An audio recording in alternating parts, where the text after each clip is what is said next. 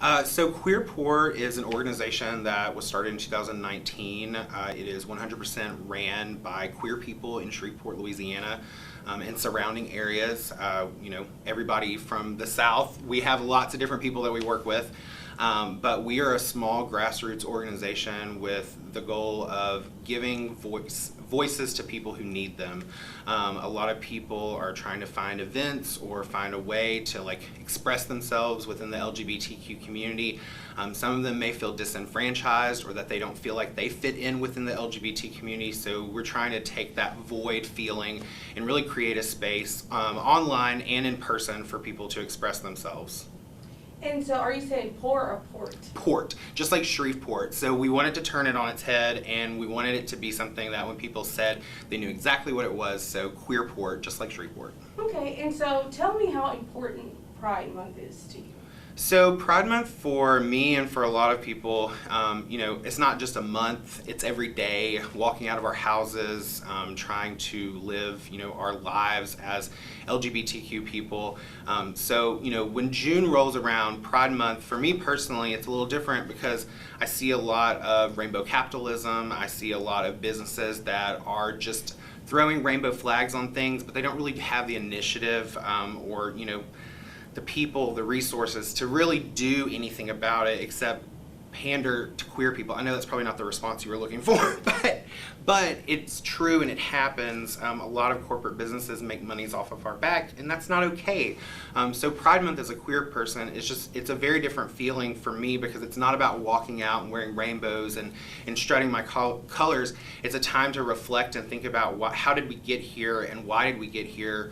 Pride was a riot. Pride was started by queer, trans, black people in New York City during Stonewall in 1969, and we've been loud ever since, and it hasn't stopped.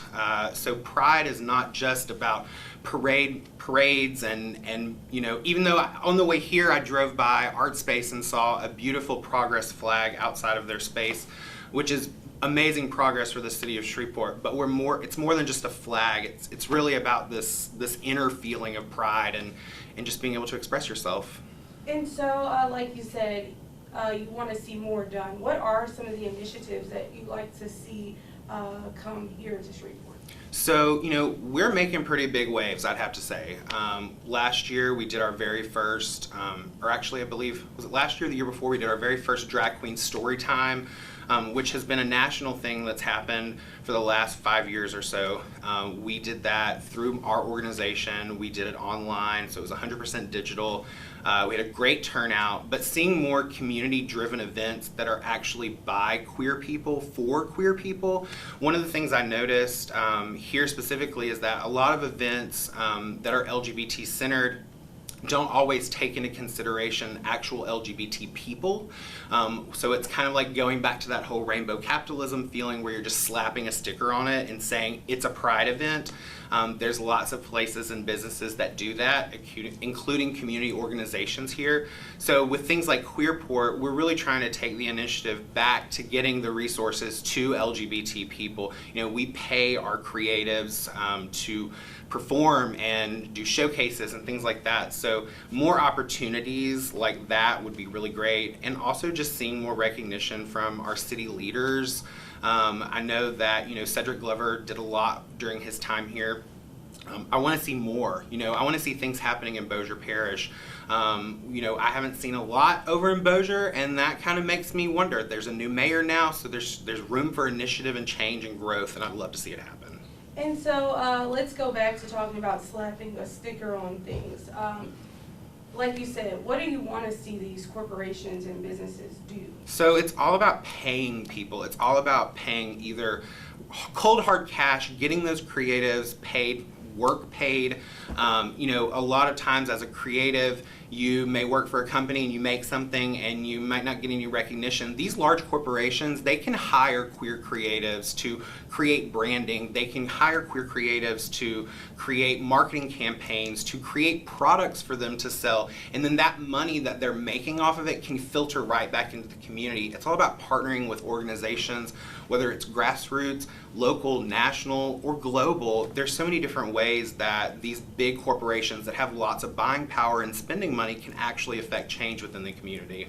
And so, do you feel like it falls back to people really understanding what your organization means to you? Yeah, and I think, that goes with a lot of organizations here locally, getting involved and learning about what's happening on a ground level with these grassroots organizations.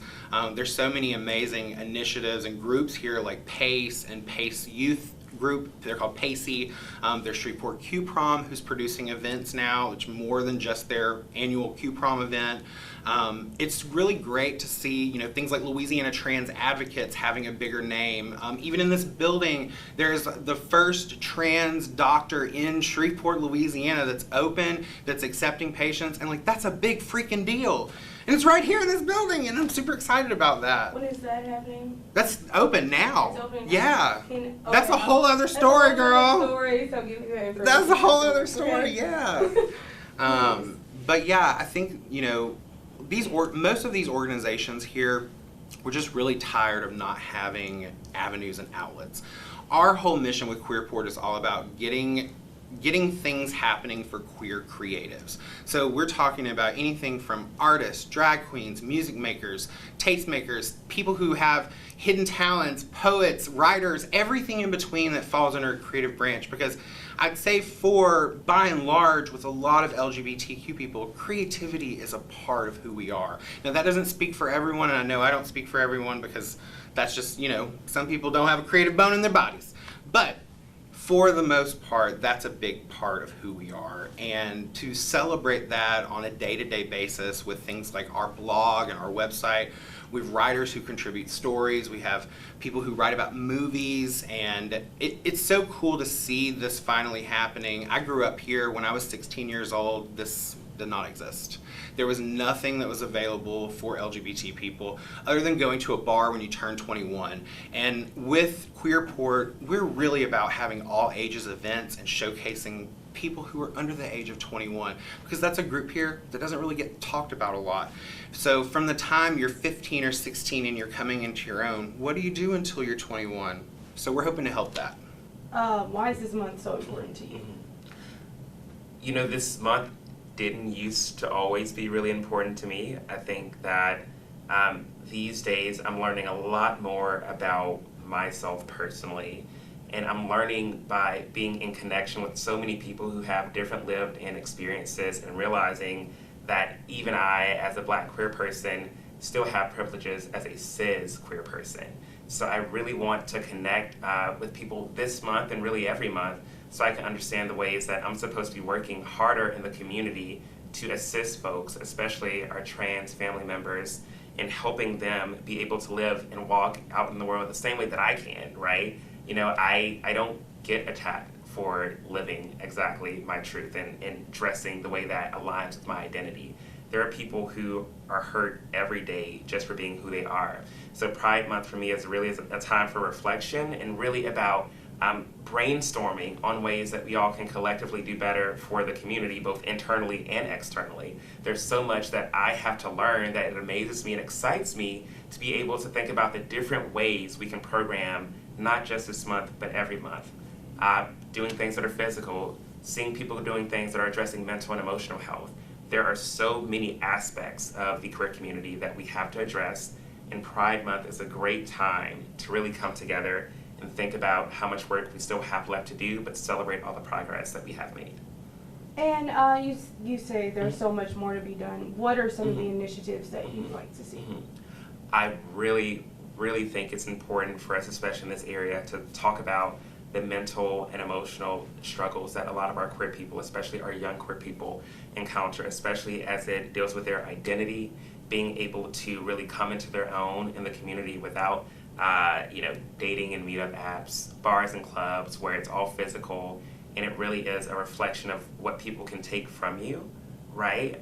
There is a need for a development of young professionals being able to finance and support yourself. We know that a lot of young queer people are sometimes in adverse situations and they aren't financially stable. So we need to be able to help inform those people and help them be able to stand on their own physically and independently in that nature.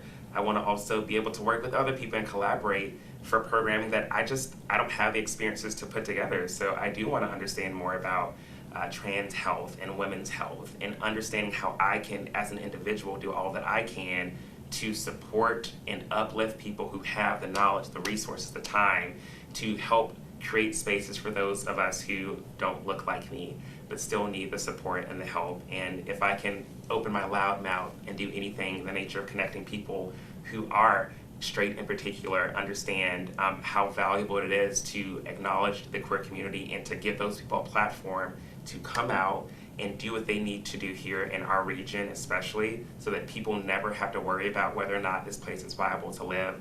That's important to me, like especially. I want this to be a viable place for people to live.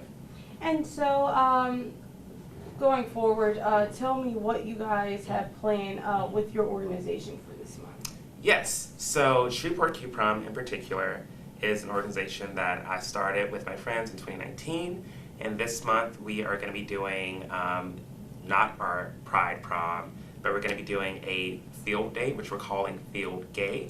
So we all know that the pandemic really kept a lot of folks inside. Not everybody was able to get out and or were comfortable doing so and able to meet friends, maintain their physical and mental health. And something that I think the community is missing a lot of here is fellowshipping in a way that is physically speaking to your health and helping you stay in tune with your body. But it's also a way where people who may be less comfortable gathering in smaller spaces can still come out and celebrate Pride Month. It is going to be all ages and family friendly. So I really want to encourage people who are queer, people who are allies, or people in general who just want to be in support and maybe don't know anything about the queer community to come out and learn from the vendors. Just have a good time, right? Field Day is an event that I think is nostalgic for a lot of people. Come and be silly, have a good time. We are not having things like a Pride in the Park this year, so we figured it was a great opportunity to get physical and sweaty and gross and just have a good time and have fun together. And how important is it for this month to, there may be some people who may not feel comfortable coming out or being themselves. How do you feel like this month especially can help some of those people who may not know these events are happening and they may be coming out for the first time? That's a really great question, because Pace recently did their Pride dinner, and it was special for me because a lot of the young people who showed up there and older people I'd never seen before in my entire life. I think with the cropping up of new organizations and events in our city, like Queerport, like Shreveport Q-Prom, like Out of the Closet, which it's so amazing, right?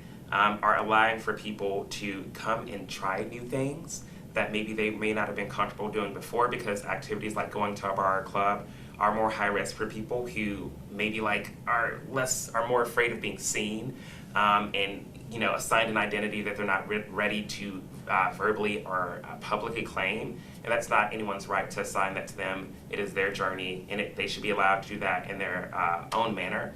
But to go back to the Pride dinner, we had some young people come who saw the ads online and had never been to any queer events before, and they were like, we just saw this ad, we wanted to come out, and we wanted to try to meet people, right? So it is demonstrative to me that it is very important, even if what you're doing is little, that we have to do something at some point in the year, not just during Pride Month. But we need those spaces, and we need collaboration, and we need to talk to one another, and we need to ask questions. Because for those people who are not comfortable, they'll never get comfortable until they see that it is safe for them to be who they are. And that is why, at least for me personally, I want to do my part in helping to make it more safe and accessible for those people to live their truths in the city without fear of chastisement. And for those people who are ignorant, their voices get smaller and more quiet, because those of us who are out and are proud are creating a system of support for those who need it when and whenever they want it.